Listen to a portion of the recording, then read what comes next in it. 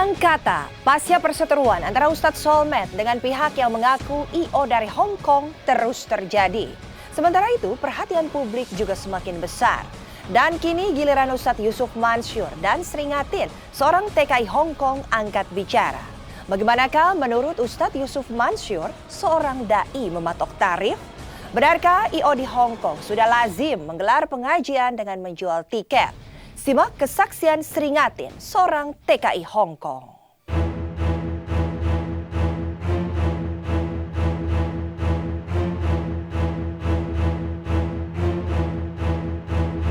Makin panas dan terus berlanjut menuai banyak perhatian. Itulah gambaran perseteruan antara Ustadz Solmed dengan Khalifah, seorang wanita yang mengatasnamakan sebuah I.O yang mengundang Solmed ke Hong Kong.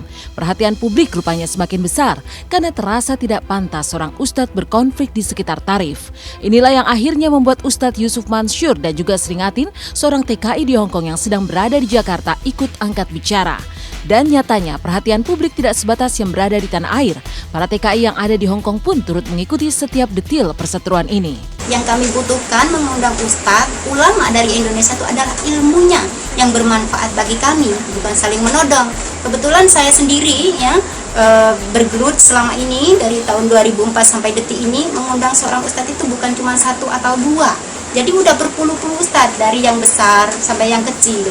Pertama, sebelum saya ke Jakarta itu memang sudah marak ya. Saya sudah dapat kabar dari teman-teman itu kan langsung itu di WhatsApp, di Facebook itu langsung ngasih tahu nih ada kabar nih bahwa di media berbahasa Indonesia di Hong Kong itu sudah ada pernyataan yang mengatakan seperti itu gitu loh. Dan akhirnya menyebar luas.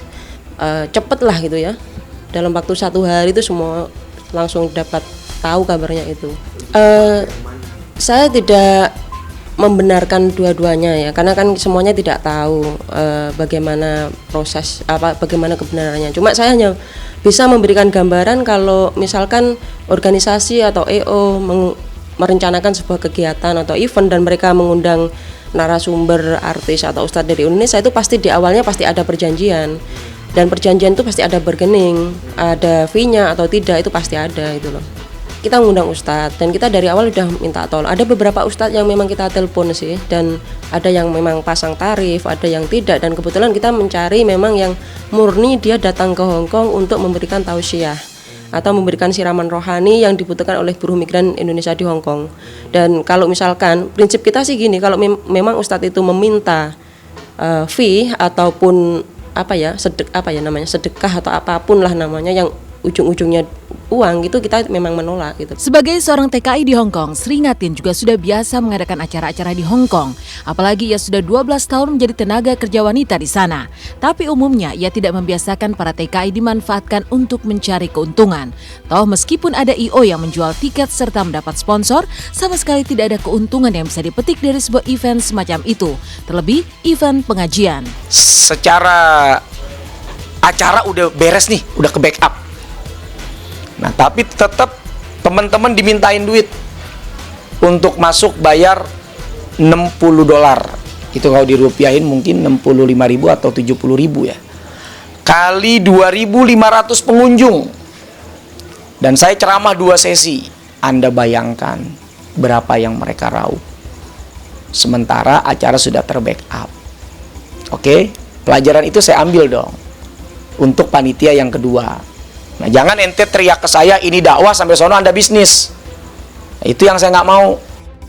Secara organisasi mereka bukan EO yang memang mencari keuntungan di balik sebuah kegiatan. Kalau saya bilang itu bukan tiket ya sebenarnya, itu kayak infak. Tapi infak ini saya tidak melihat itu untuk mencari keuntungan, tapi itu karena memang biaya yang mereka keluarkan cukup banyak juga ya, untuk pembiayaan gedung, tiket dan lain sebagainya, itu memang butuh biaya.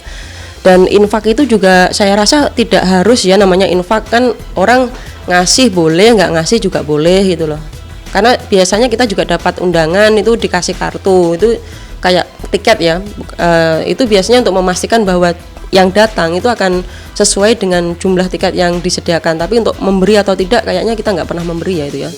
Nggak pernah dipatokin. Memang walaupun ada $20 itu tapi biasanya kita datang tuh nggak ngasih uang seperti uang tiket itu, seikhlasnya saja. Ya, saya sudah membaca ya, kebetulan di Twitter itu memang agak menyedihkan sekali ya. Saya menyedihkannya ya, kenapa sih seorang ustadz seperti itu gitu loh, kenapa berprasangka buruk gitu loh. Seharusnya seorang ulama atau orang yang memiliki pengetahuan lebih tinggi dan menjadi panutan seharusnya tidak akan berkomentar yang buruk atau yang menyakiti umat sesama umat gitu loh. Kontroversi Ustadz memasang tarif kian meruncing sehingga melibatkan masyarakat luas termasuk akhirnya Ustadz Yusuf Mansur angkat bicara.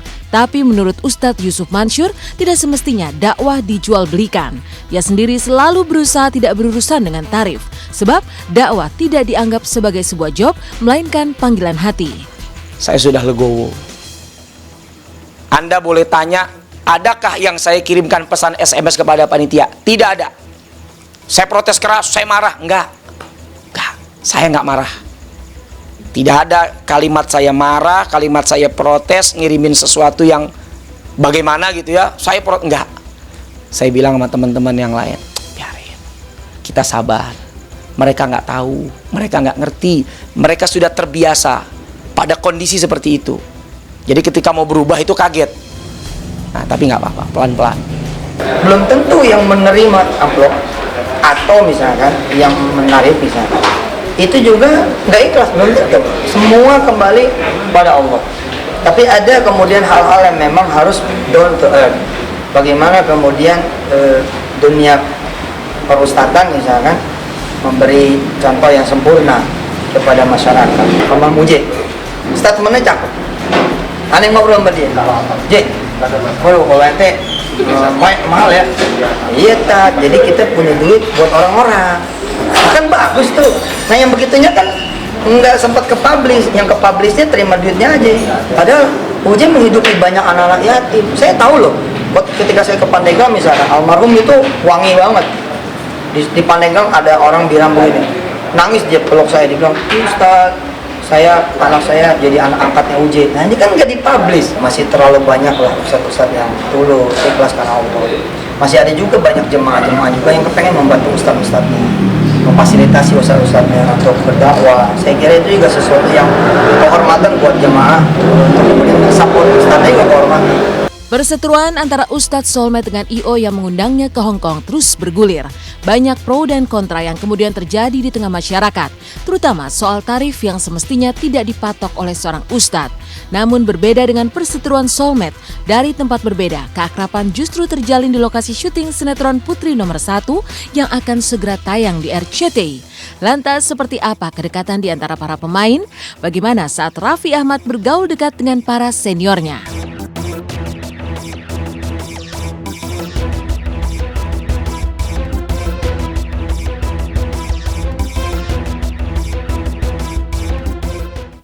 Lain dengan kisah Solmed yang konfliknya semakin panas, keakraban justru diperlihatkan oleh para pemain sinetron Putri Nomor 1. Raffi Ahmad pun terlihat dekat dengan aktor-aktor senior. Lalu bagaimana dengan persahabatan antara Raffi Ahmad dengan Nia Ramadhani? Benarkah Raffi sering curhat tentang wanita kepada Nia? Lantas, seakrab apa sesungguhnya persahabatan antara Raffi Ahmad, Nia Ramadhani, dan Rezky Aditya?